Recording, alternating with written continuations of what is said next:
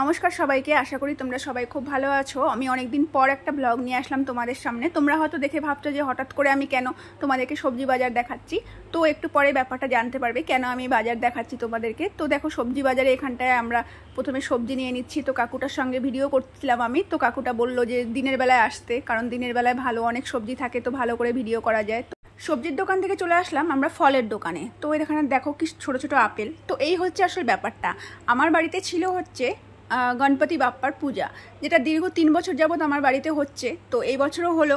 তো অনেক দিন হয়ে গেল, যদিও আমি ব্লগটা দেখাতে পারি নাই তোমাদেরকে। অনেক দিন পরেই আমি ব্লগটা এডিট করে তারপর তোমাদের সামনে নিয়ে আসলাম। তো দেখো, আমরা আগের দিন 7 তারিখে পূজা ছিল, 7ই সেপ্টেম্বর। তো 6 তারিখে সন্ধ্যাবেলা আমরা গণপতি বাপ্পাকে বাড়িতে নিয়ে আসলাম। তো এখন তো মুখটা ঢাকা, এখন তো খোলা যাবে না। তো এখানটায় মা, আমি, টুম্পা, বৌদি, আদি সবাই আমরা গিয়ে গণপতি বাপ্পাকে নিয়ে আসলাম বাড়িতে। তো এখানটায় ওকে বরণ করে নেওয়া হচ্ছে। মানে একটা খুশির একটা আমেজ থাকেই, মানে গণপতি বাপ্পা আসবে আসবে, এটা একটা ভীষণ খুশি। তো দেখো, ওকে নিয়ে চলে আসলাম। তো মা ওকে নিয়ে ঘরে রাখবে এখন। এখানে ওর বসার জায়গা করা হয়েছে, তো এখন এখানে রাখা হলো। আর এই দেখো, আগের দিন রাত্রে আমরা সব কিছু সাজগুজ করে নিয়েছিলাম। তো এই দেখো আমার গণপতি বাপ্পা। তো পরের দিন সকালবেলা মানে 7ই সেপ্টেম্বর এখানটায় আমি আর টুম্পা বৌদি দুজনে মিলে বসে মোদক বানাচ্ছিলাম, কারণ সেদিন পূজা। আর এখানটায় মা এখন আমাদের যে ঘরের গণপতি বাপ্পাটা আছে, তো আমি যাকে গনু বলি, তো সেই গনুকে স্নান করাচ্ছে। যেহেতু আমাদের মাটির মূর্তি দিয়ে পূজা হয়, তো মাটির মূর্তি তো এইভাবে স্নান করা সম্ভব না। তার জন্য আমরা ঘরের মূর্তিকে এইভাবে স্নান করাই, আর ফুল দিয়ে জল দিয়ে ছিটাই, যেভাবে যা যা নিয়ম আছে সেই নিয়ম অনুসারে মাটির মূর্তিকেও স্নান করানো হয়। তো মা এখানটায় আমাদের ঘরের গণপতিকে স্নান করায়, ওকেও আসনে বসালো। দেখো, পুরোহিত মশাইও চলে আসছে পূজা করতে। যেহেতু দুপুরের সময় ছিল এবার পূজা করা, তো আমরাও অনেকটা গুছানোর সময় পাইছিলাম। তো এখানে দেখো পূজা হচ্ছে। আর এইবার আমাদের বাড়িতে গণপতি বাপ্পার পূজাতে কুচবিহার থেকে আমার মাসি, বৌদি আর আমার ভাস্তি আসছিল। ওরা এবছরই আসলো, প্রথম 2 বছর আসতে পারে নাই, তো এবছরই আসলো।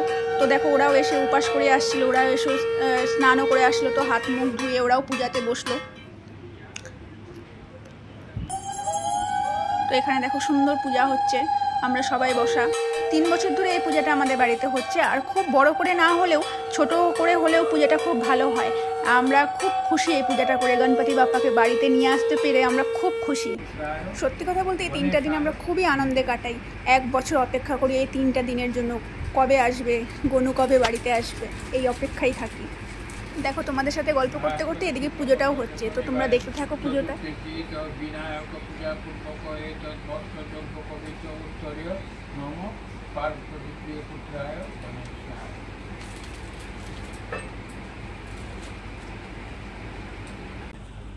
তো এই দেখো, এখানে পঞ্চপ্রদীপ জ্বালানো হচ্ছে। তো এখানে দেখো আরতি হচ্ছে। তোমরা কিন্তু অবশ্যই বলো যে আমার গনুকে, 2 গনুকে কেমন লাগলো তোমাদের।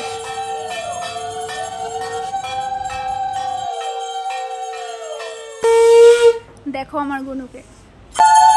তো এখানে দেখো কিন্নিও চলে আসছিল, উপাস করে অঞ্জলি দিল।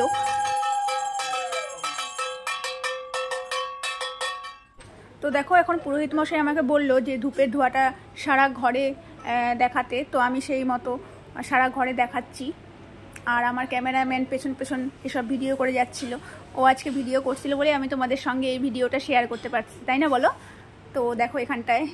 আর ধূপের গন্ধটা কার কার তোমাদের ভালো লাগে বলো তো? আমার তো ভীষণ ভালো লাগে। মানে কোনো পূজা হলে, মানে বাড়িতে রোজ পূজা যে দেওয়া হয়, সেখানেও আমি 2 টাইম, সন্ধ্যাবেলায় আর দুপুরবেলা যে পূজা হয়, মাকে বলি তুমি সবসময়, যেদিন আমি দিলাম তো আমি দিলাম, আর যেদিন মা দেয় সেদিনকে মাকে বলি যে তুমি এই ধূপটা কিন্তু অবশ্যই জ্বালাবা, কারণ এই ধূপের গন্ধটা আমার ভীষণ ভালো লাগে। মানে একটা মন শান্তি হয়ে যায়। এখন আমরা সবাই মিলে বসে অঞ্জলি দিচ্ছি। তো দেখো সবাই কত সুন্দরভাবে আমরা অঞ্জলি দিচ্ছি। বাড়িতে পূজা হলে আর পূজায় যদি লোক সংখ্যা একটু বেশি থাকে তাহলে কিন্তু ভালোই লাগে বলো। যদি লোক না থাকে, এমনিতে আমাদের বাড়িতে লোক সংখ্যা কম, তো এখানে সবাই আসছিল, তো ভালোই লাগতেছিল। তো পূজা আমাদের কমপ্লিট। পূজা শেষ হয়ে যাওয়ার পরে পুরোহিত মশাই আমাকে বললো যে গণেশের যে অষ্টোত্তর শতনাম আছে, মানে গণেশের পাঁচালী, সেটা পড়তে। তো আমি সেটা পড়ে নিচ্ছিলাম। পুজোর শেষে সবাই আমরা প্রণাম করে নিচ্ছি গণপতি বাপ্পাকে, আর গণপতি বাপ্পার কাছ থেকে আশীর্বাদ চেয়ে নিচ্ছি। তো আজকের পুজো আমাদের এখানেই শেষ হলো, কিন্তু আমাদের বাড়িতে 3 দিন ধরে পুজো হয়, তো তোমাদের সঙ্গে সবই শেয়ার করবো। এখন অনেক কিছু দেখানো বাকি। তো আজকের ভিডিওটা এখানেই শেষ করি। আমার ভিডিওটা যদি তোমাদের ভালো লেগে থাকে তাহলে কিন্তু অবশ্যই একটা লাইক আর কমেন্ট করতে ভুলো না। আবার দেখা হবে খুব তাড়াতাড়ি আর একটা ব্লগ নিয়ে।